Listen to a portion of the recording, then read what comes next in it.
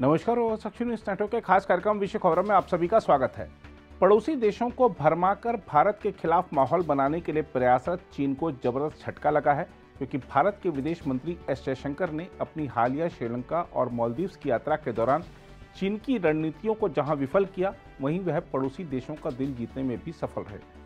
भारत को चारों ओर से घेरने में जुटे चीन को यह देखकर बड़ा सदमा भी लग सकता है, क्योंकि श्रीलंका और मालदीव्स भारत के इतने करीब आ जाएंगे, ड्रैगन ने इसकी कल्पना भी नहीं की होगी। जहां तक जयशंकर के इन दोनों देशों के दौरे की बात है, तो सबसे पहले बात करते हैं श्रीलंका की। श्रीलंका यात्रा के दौरान विदेश मंत्री एस जयशंकर ने तमिल अल्पसंख्यक समुदायों के मुद्दे को तो उठाया ही, साथ ही काफ़ी आर्थिक मदद भी दी। उन्होंने कहा कि तमिल अल्पसंख्यकों के साथ मेल मिलाप के लिए भारत पड़ोसी देश में 13वें संविधान संशोधन को पूरी तरह से लागू किए जाने को महत्वपूर्ण मानता है। उन्होंने इस बात पर जोर दिया कि भारत ने हमेशा श्रीलंका की राजनीतिक और आर्थिक स्थिरता का समर्थन किया है। हम आपको बता दें कि भारत हमेशा से श्रीलंका में 13वें संविधान संशोधन को लागू करने पर जोर देता रहा है, जिसे 1987 के भारत श्रीलंका समझौते के बाद लाया गया था। 13A में तमिल समुदाय के लिए सत्ता में हिस्सेदारी का प्रावधान किया गया है। 2 दिवसीय यात्रा पर गुरुवार को श्रीलंका पहुंचे जयशंकर ने अपने श्रीलंकाई समकक्ष अली साबरी और राष्ट्रपति रानिल विक्रमसिंघे से मुलाकात के बाद कहा, भारत ने हमेशा श्रीलंका की राजनीतिक और आर्थिक स्थिरता का समर्थन किया है। विदेश मंत्री ने कहा, हमने विक्रमसिंघे को अपने विचारों से अवगत कराया कि श्रीलंका में राजनीतिक और आर्थिक स्थिरता के लिए 13A का पूर्ण क्रियान्वयन और शीघ्र प्रांतीय चुनाव कराना महत्वपूर्ण है।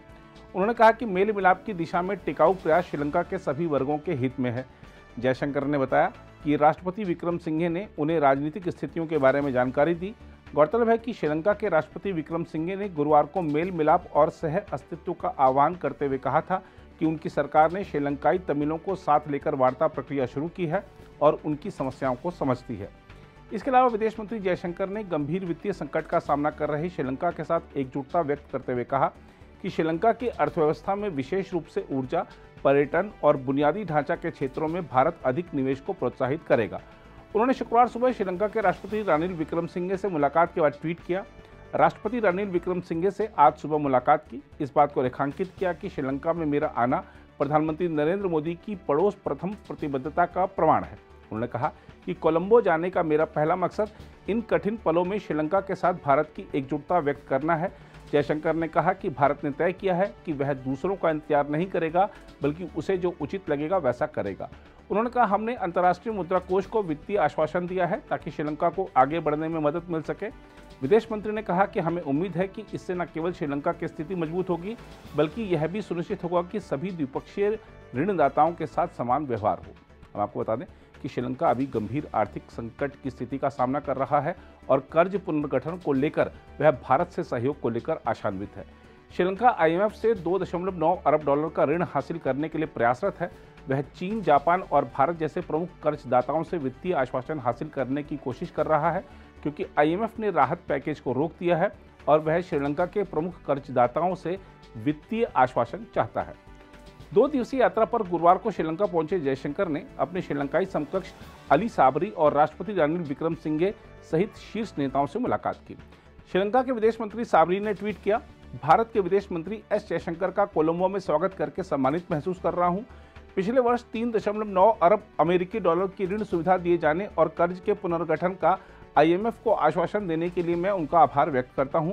श्रीलंका सौभाग्यशाली है कि उसके पास फिक्र करने वाले और सहृदय मित्र हैं। उधर विदेश मंत्री एस जयशंकर के मालदीव दौरे की बात करें तो भारत ने मालदीव्स में खेल के बुनियादी ढांचे के विकास के लिए $4 करोड़ की रियायती ऋण सुविधा दी है। प्रधानमंत्री नरेंद्र मोदी के नेतृत्व वाली सरकार की फिट इंडिया और खेलो इंडिया जैसी महत्वपूर्ण पहल को पड़ोसी पहले नीति के दायरे में लाने के लिए भारत के प्रयास के तहत यह सुविधा प्रदान की गई है।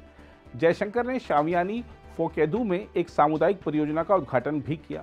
जयशंकर भारत के प्रमुख समुद्री पड़ोसी के साथ द्विपक्षीय संबंधों को और विस्तार देने के लिए मालदीव्स की यात्रा पर गए थे। हम आपको बता दें कि शावियानी फोकेदू में सामुदायिक केंद्र उन 45 परियोजनाओं का हिस्सा है जिसे भारत मालदीव सरकार की भागीदारी से तैयार कर रहा है। इनमें से 23 परियोजनाएं पूरी हो चुकी हैं। इसके अलावा विदेश मंत्री एस जयशंकर और मालदीव्स के राष्ट्रपति इब्राहिम मोहम्मद सोलिह ने हनीमाधु अंतर्राष्ट्रीय हवाई अड्डे की पुनर्विकास परियोजना के भूमि पूजन समारोह में संयुक्त रूप से भाग लिया, जो भारत मालदीव्स की मजबूत विकास साझेदारी में एक ऐतिहासिक मील का पत्थर है। भूमि पूजन समारोह में जयशंकर ने कहा कि मालदीव्स के साथ भारत की साझेदारी एक दूसरे के कल्याण और हितों के लिए मिलकर काम करने की वास्तविक इच्छा पर आधारित है। उन्होंने कहा कि अब हम सभी जानते हैं कि मौजूदा जटिल भू राजनीतिक माहौल ने नए व्यवधान पैदा किए हैं जो दुनिया के हर देश को प्रभावित कर रहे हैं। उन्होंने कहा कि इस संदर्भ में सहयोग और सहभागिता की आवश्यकता और भी अधिक महत्वपूर्ण हो गई है। हम आपको बता दें कि भारत ने उभरती हुई आर्थिक चुनौतियों से निपटने के लिए मालदीव्स को समर्थन दिया है, जिसमें आपातकालीन वित्तीय सहायता भी शामिल है। यह माले को निरंतर सहयोग के लिए नई दिल्ली की दृढ़ प्रतिबद्धता की पुष्टि करता है। जयशंकर ने कहा कि हनीमाधु अंतर्राष्ट्रीय हवाई अड्डा विकास परियोजना की शुरुआत मजबूत भारत मालदीव्स विकास साझेदारी में एक ऐतिहासिक मील का पत्थर है। उन्होंने ट्वीट किया, हनीमाधु अंतर्राष्ट्रीय हवाई अड्डा विकास परियोजना के भूमि पूजन कार्यक्रम में राष्ट्रपति सोलिह, उनके मंत्रियों और स्थानीय नेताओं के साथ शामिल हुआ। उन्होंने कहा, यह परियोजना उत्तरी मालदीव्स और बाकी दुनिया के लोगों के बीच की खाई को पाट देगी और हमारे लोगों को एक साथ लाएगी। इसके कार्यान्वयन के लिए मालदीव्स के साथ होना भारत के लिए सौभाग्य की बात है। उधर मालदीव के राष्ट्रपति सोलिह ने हवाई अड्डा विकास परियोजना को एक सुनियोजित, सुविचारित और क्रियान्वित परियोजना बताया। हम आपको बता दें कि यह ऐतिहासिक परियोजना माले क्षेत्र के बाहर शुरू की गई सबसे बड़ी और सबसे महत्वपूर्ण बुनियादी ढांचा परियोजना है।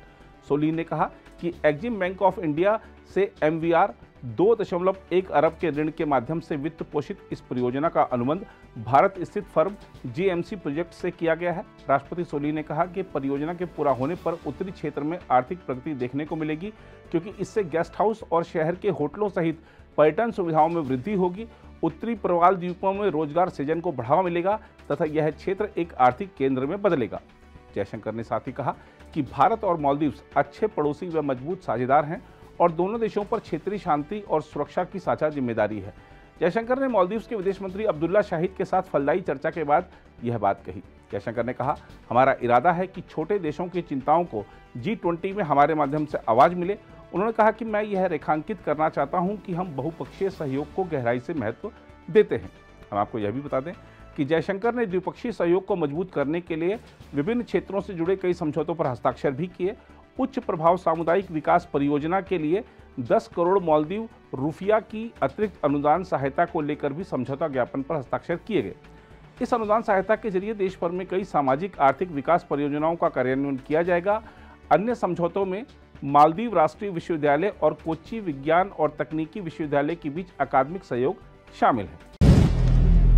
अगर आप भी लेना चाहते हैं देश दुनिया की तमाम जानकारी तो आज ही सब्सक्राइब करें हमारे चैनल को। साथ ही नीचे दिए बेल आइकन को जरूर दबाएं ताकि हर अपडेट आप तक पहुंच सके।